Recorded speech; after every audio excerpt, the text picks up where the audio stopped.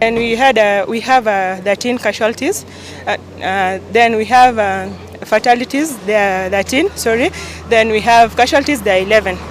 We are referred them to Kaplong and Silitane, then Kapkatet. So far, for now, we have 3 injured who are very seriously injured, and now they have been referred to Tenwek Hospital for further management. We want to tell the drivers to be very, very careful along this road.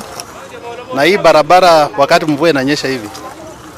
Otherwise we are doing what we can so that we can reduce these accidents along this place.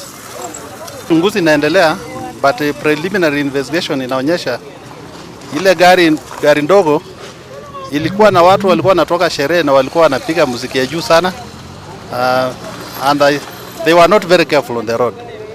We suspect the cause of the accident is that small vehicle. Yes, they are passable, but we don't have road signs.